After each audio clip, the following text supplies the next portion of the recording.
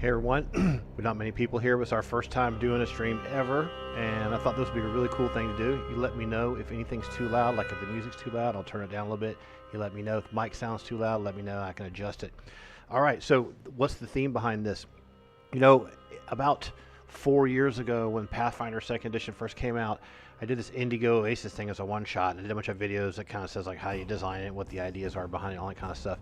I thought it would be really, really fun, you know, before this Pathfinder remaster comes along, and we got to wait a while for all the core books, especially the Monster Core, which doesn't come out till like next March, I think.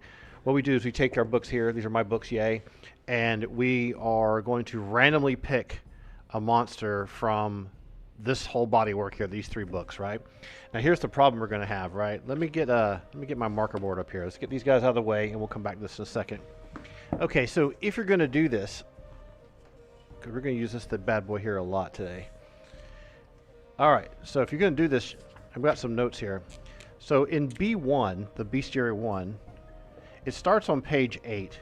In Bestiary 2, it also starts on page 8. And on B3, it starts on page 8. And where's the book end with an actual entry that has an enemy or a monster in it? The first one ends on page 341. The other two are consistent. They both end on 303. It must have been on purpose. Who knows? So that's a total of 333 pages, right? 295 pages, and this is the same thing, 295 pages, for a grand total of 923 pages of actual monster entries. So from B1 is going to be a random number from 1 to 333, right? We'll count this as 1. From here, 8 to 333.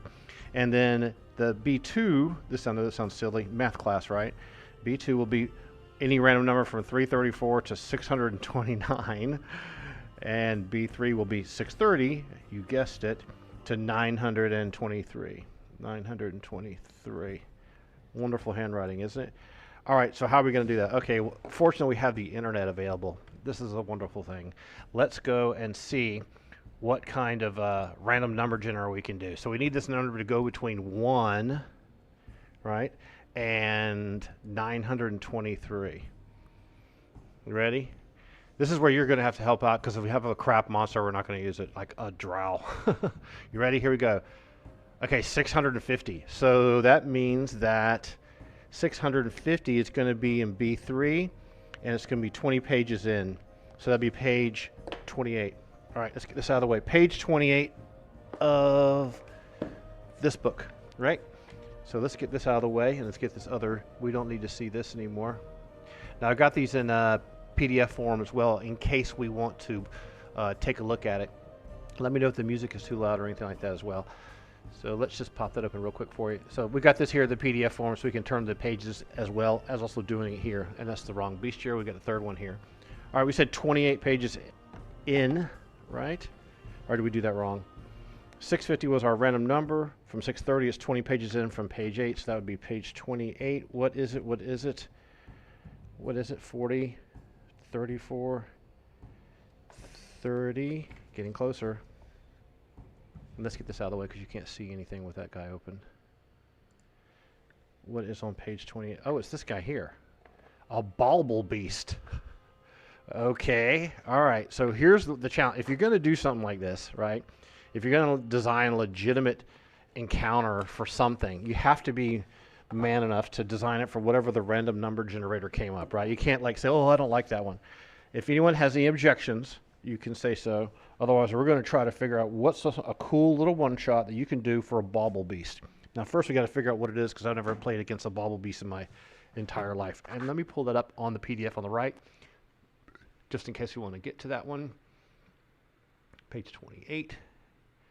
And then I'll pull that up over here.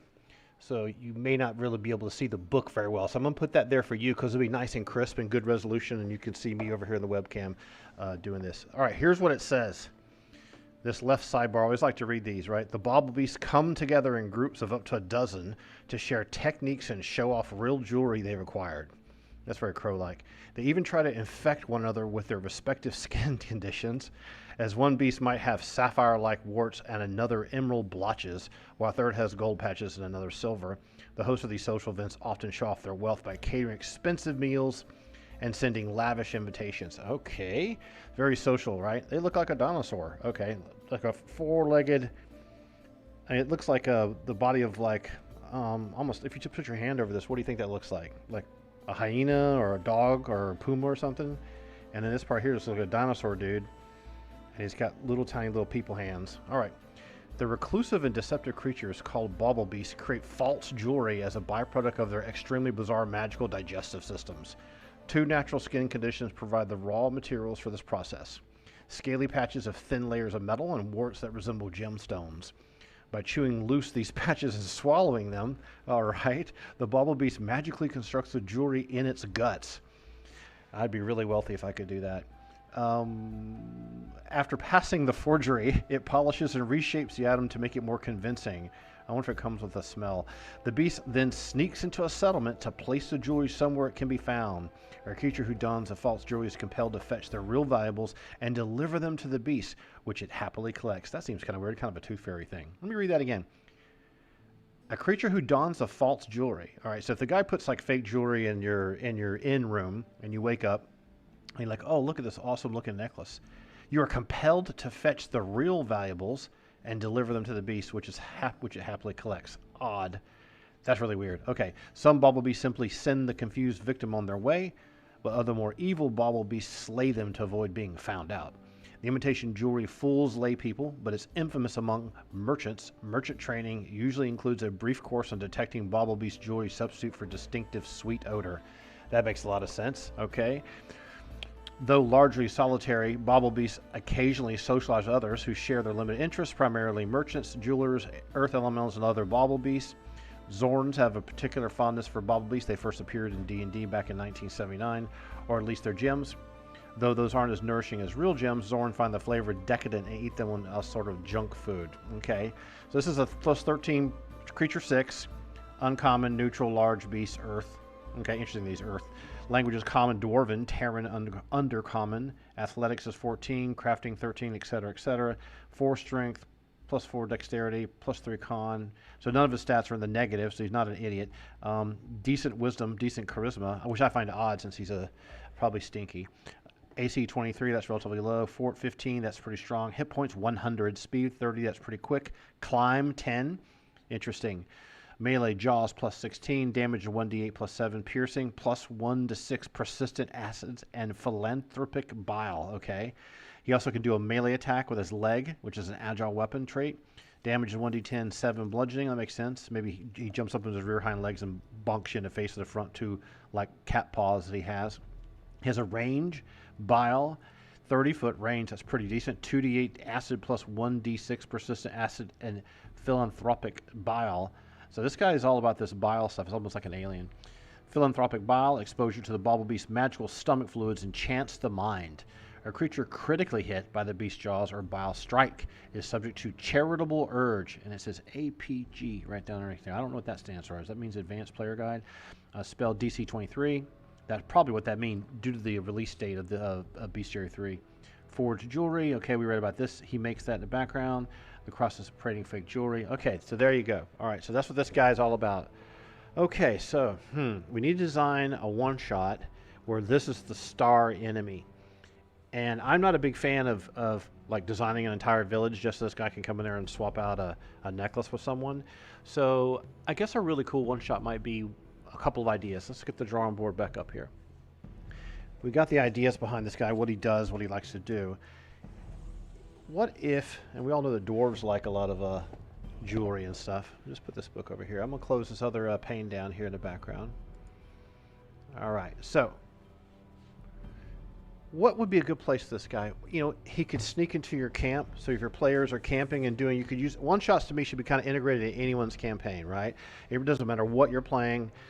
With this guy doing the jewelry, fake jewelry replacing of your jewelry, it would be really interesting if you're doing a really big, long adventure that has a lot of looting, and the players kind of need to take the loot and go to town and do downtime and something like that. So anyone that has an adventure where you know, okay, let's just draw a little crappy diagram here. Say you're doing this big adventure in this big cavern, this cave somewhere, right? And there's this village over here that the players walk, you know, 4 miles, and there's a big forest or something like that over here. So the players like go in here and go a couple levels down, they get overloaded with junk and they come back. The typical wizardry, Surtech software type thing. There's a chicken scratch for you, right? So you need an adventure where this guy can kind of come in somewhere where the distance between the town and the big dungeon or the big place where you're adventuring is far enough so that when you're camping at night, he might come in there and swap it out. And imagine kind of like the show Survivor, where like people are arguing, have a social game. It'd be very interesting for players who like a group of 4. They got some cool loot. They've talked about the loot, who's going to get what, which pieces do they want to go sell, because maybe they want to go craft something, like make some striking runes or something like that back in town. So you need a location that's in between. So why don't we just make it a one-shot oriented around a typical player campsite. Okay, so we're just going to jot that down up here. So the first thematic, let's call these thematic elements. Thematic elements. No, I'm not a school teacher. Okay, number 1, we're going to use a player campsite. So that can be a lot of interesting things. It doesn't have to be a pile of logs in the wood. This is called the player's possessive, player's camp. You know, a lot of times there's be ruined towers along the side of the road, or maybe, you know, you're not going to camp out in someone's field. The farmer might come out there and yell at you. So it needs to be either a complete wilderness, but I always like the idea of there being an architectural element to it. So why don't we add in something along the lines of like a crumbled tower that's been forgotten for a long time. And you've seen these things. Have you ever seen Wargamer guys? They build these real square-shaped kind of little towers with a parapet on the top, just a basic, you know, tower like this, and then they have like a little door at the bottom and everything like that. Everyone's seen a stone tower, right? So if you got a big stone tower like this, but if it's crumbled over the years, not much left of it anymore, so you take this whole section here and take this all away. So this ends up going away, so you don't have that anymore. And then you just have like a crumbled wall, like a chimney for a building that burned down. Then you leave an arched opening here. And so in a floor plan view, you might have something where like, okay, here's this tower, a crumbled tower, and maybe there's the doorway that used to be there, but this whole section here is completely wide open.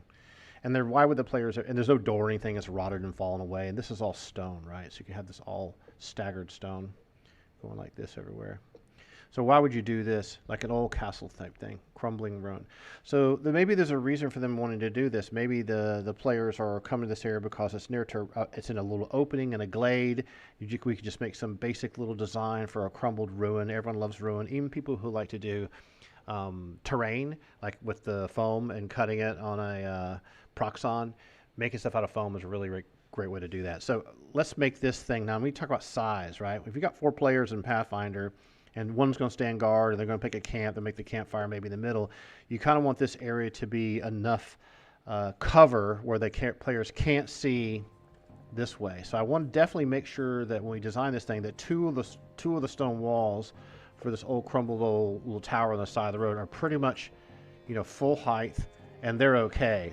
And the reason I want to do that is so Mr. Bobblebees can come sneaking in here at nighttime, swap out the jewelry he wants, and then take off and go off in the woods and cackle in glee, waiting for you to wake up the next day and realize that you've been switched out with something. And then you can have this philanthropic bile. No, that's not the effect. What's the effect called again? It says it here in the description. Let's look very carefully. What does it say? Where does it say? Someone gets compelled. Why are they being compelled again? Forged jewelry. Takes about 4 hours. That's to make it. Range. Imitation jewelry. Okay. The beast sneaks into the settlement. In this case, there'll be our little tower in the middle of the forest. Places the jewelry somewhere it can be found. The creature who dons this false jewelry is compelled to fetch the real valuables and deliver them to the beast, which it happily collects. So you could have a situation where the party wakes up the next day, and maybe when the treasure chest is opened, maybe they're all locked beforehand, and in there is like some really cool piece of jewelry, but it doesn't have any magical properties to it. Almost like in the Lord of the Rings, where, you know, people are compelled to get the one ring, it kind of drives them crazy, try to grab it. I guess that's how that would kind of work. I would want to, on my table, I would want to make it feel like that. I'd want to have like one player look at the jewelry and go, something really strange. Say they had some sapphire necklace with diamonds worth, you know, 4,000 gold or something. The sapphire diamond necklace, it just seems to glimmer and shine. It's arranged in such a beautiful way. So I think those are the kind of elements that would be really cool. If the party has a chest or something like that, then the next morning the chest could be open, and that's where you have the situation where people, whoever sees it first, feels compelled to have this thing for themselves, maybe even puts it on, right? And so, but it's really weird because the description of the gameplay thing here says they're compelled to fetch the real valuables and deliver them to the beast. So I guess what would happen is he puts a fake one in there, like in the picture of him, and then you get the real one that's maybe down the bottom of the chest, and you go, oh, let me go give him this other one in exchange for this really beautiful one that he's left behind. That seems to be kind of the way they designed it to be. It's a little role play kind of vibe in a little bit. But anyway, going back to the design. All right, so we got these chicken scratch ideas here, right? So I think that would be a way to make this interesting. So first you'd have to have a situation where the players are at a camp, right? And they need to be sleeping. Now, a lot of people, they post a guard, and that's going to be a problem. So this guy doesn't seem to have a stealth ability or anything like that. As a game master, you're going to have to come up with some kind of distraction.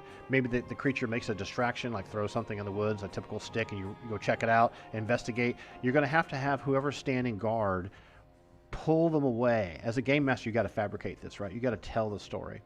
Let's say that people are on sleeping bags. Sleeping here, there's a little fire going here, or maybe not, maybe they want to keep it dark. Here's a little sleeping bags, and already you can kind of start to see the scale of this thing, like maybe it's 25 feet by 25 feet. You can just start feeling it already just by looking at it. Let's just say it's 25 by 25. Keep this nice and simple. I'll write this way so it doesn't look flipped. You're going to have to do something as a GM so this guy can sneak in from the back. So this is the direction you want this bauble beast to kind of come in from, right? And you want the player to kind of be over here dorking it out, looking the wrong way like Homer Simpson. So this thing can come in here and creep in here with its little soft paws and go whoop and just switch and lay this thing down. So it doesn't steal the good one. Like if you have a piece of jewelry that's there, like the sapphire or diamond necklace we were talking about, he doesn't know you have that. So he has to see that and fabricate it pretty quickly.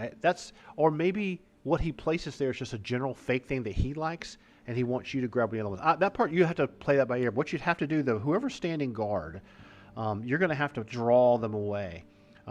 And what I would do as a game master, I'd make sure the bauble beast is the thing making the distraction. So the guard needs to be distracted.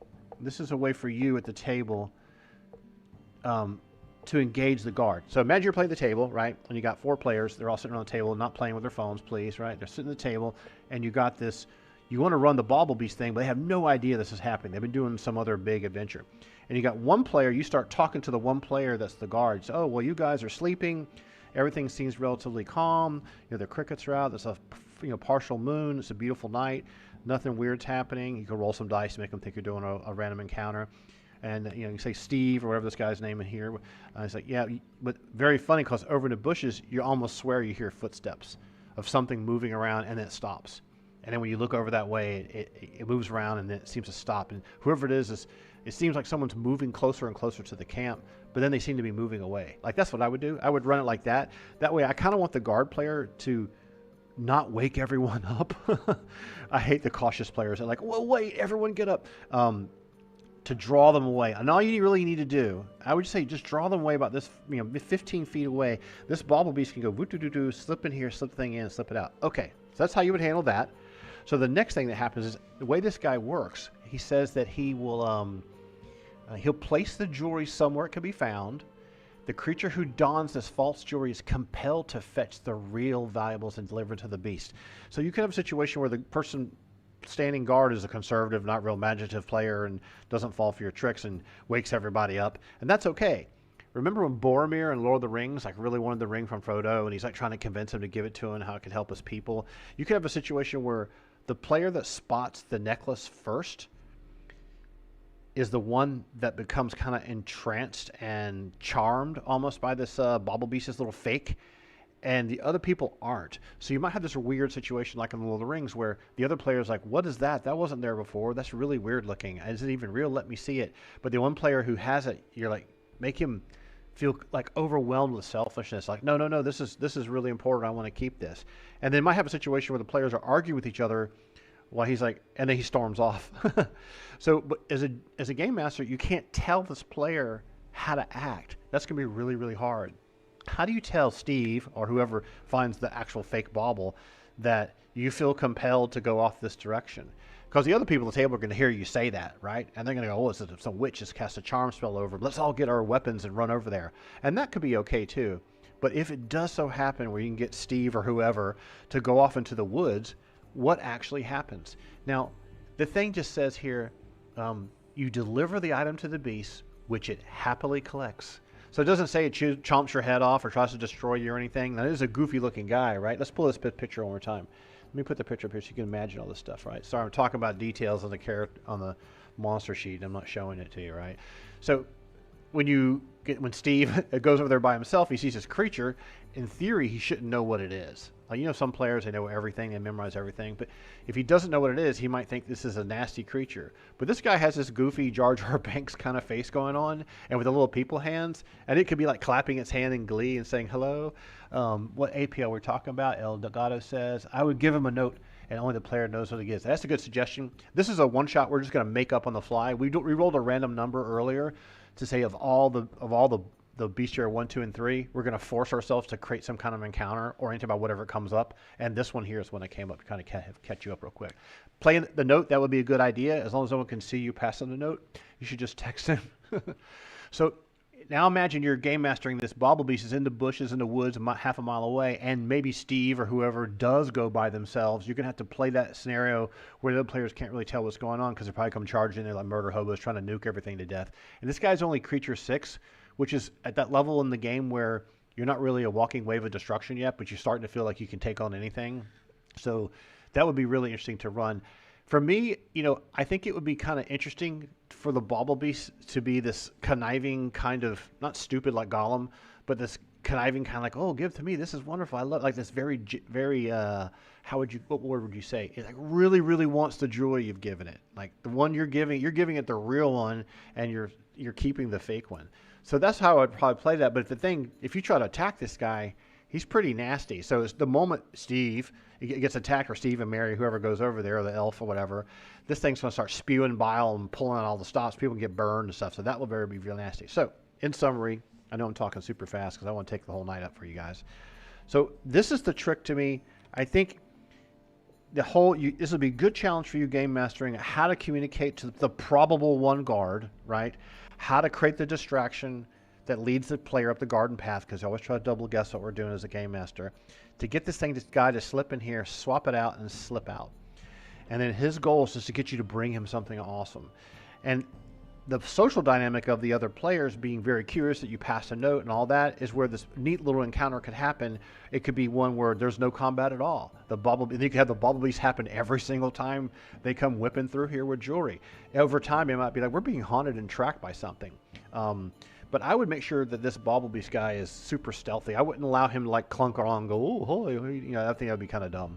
All right, so that's what I think would be a really neat one-shot. So what do you got to do to make a one-shot? Well, you got to write it up and draw a good map and all this kind of stuff. We're not going to make some 30-page thing. What I'm going to do is I'll not tonight, but what I'm going to do is I'm going to write up like a one-page description, right? We'll include this thing here, verbatim, right? And we'll make some suggestions on how, as a game master, you can run these different things. You guys who've been running the game for a long time, you know how to handle this, but when you want to make a one-shot, you kind of want to give some other people some suggestions so they can become better. I mean, every single day on Facebook, if you read any D&D related, people are asking questions every day on how to run stuff. So the one-shot should be self-sufficient enough to kind of educate and give someone some ideas on how to run this thing. But yeah, that's pretty much what the goal of this stream was. If you have any questions or comments, let me know. If you like this kind of stuff, that's cool. If you don't like it, want to see something else, you can say that. Doesn't matter to me. I just like to do these things because it's summertime. I have a little bit more free time. I just love designing stuff, and I think it's a real challenge to try to create something to fit some random enemy in any of the bestiaries. So I'll leave it at that, and I'm just going to hang out with you guys for a couple seconds to see, do you have any questions or comments or anything you would think would be cool to add to the little adventure? While I take a sip of a beer. How about that?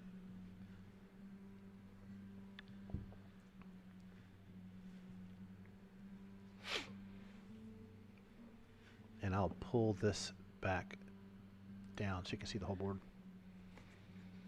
Okay.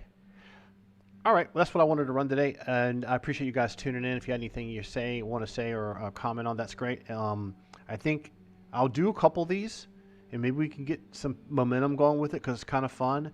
And I think the way this would be fun is the turnaround time. Like if I can get this thing written up by tomorrow or something, the next day, and just get it posted, that would be fun, right? I'm not planning on running it live. No, I'm not Elgato-esque. The problem right now I'm having with my area, I live in Florida now, is that there's just so much 5e and Warhammer 40K in this area. I like to play face-to-face. I only have family members to play with. And they're like, I don't want to be streamed. They're like, they don't want to be streamed. So I'm kind of screwed. Like, I don't really want to run Foundry VTT. I just love running stuff live because I use a big screen monitor and TV screens, all that kind of business. Designing adventures based on monster lore is awesome. Most GMs just browse through monster stats to populate the combat grid. Actually getting into lore makes the game more memorable. That's a good feedback item. I think that's the one thing about this little challenge of trying to design something for a creature you've never used before. I'll pull him back up again. Is that never in my wildest dreams would I design this guy. Like I'm so blunt force trauma kind of a designer, right? Everything has to be nasty and horrible. This guy could be nice. He could be tricky. He's got some nasty defenses. Where he comes from in his lore, there's even description here about how they all get together and have these social things. It could be a situation where this Bobble Beast takes a fondness to Steve and keeps coming back and swapping out Jory. Maybe one day invites him over to one of their meetings or something. Who knows? I mean, it doesn't always have to be hack and slash and killing. That's a really good point. Any other comments? Just jam them in there, and we'll and otherwise I'll wrap it up.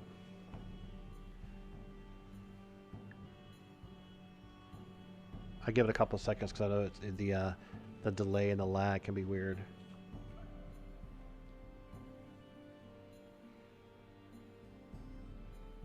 Okay, cool. Well, I'm gonna wrap this up. Thanks for spending your time on a Sunday night for 25 minutes or so hanging out with me to do this little design. I'm gonna get this thing written up. What I'll probably do is I'll probably stick it on Facebook page. I could also put it as a free Patreon link, something like that. I think to think about how to distribute it, right? It's weird. I have a Patreon page. I have a Facebook group I just started for my decimation game, but I didn't want to steal the thunder of the Pathfinder stuff. I have a website, but it doesn't have a forum. I need to get something set up where people can chat back and forth. Maybe I'll just set up a Facebook group or something like that. I can always set up a Facebook group for Classic DM and have a place where people can talk about stuff. Why don't I do that? So I'll set up a Facebook group this week for the Classic DM page, and then we'll put files in there and everything else. You can just get the stuff for free. I think that'd be cool. Anyway, well, thanks for coming by. I'm going to wrap things up, and we'll see you again for the next one. And keep your eyes peeled. If you haven't seen that Classic DM Facebook page, I will jam that up this week with a group, and I'll make it nice and clean where it doesn't have any spam and memes and junk like that. And then these kind of things can grow into a little cool library of one-shots.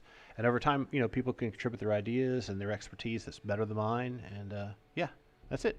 All right, I'm going to wrap things up. We'll see you guys again soon. Thanks for coming by and hanging out. Super cool of you.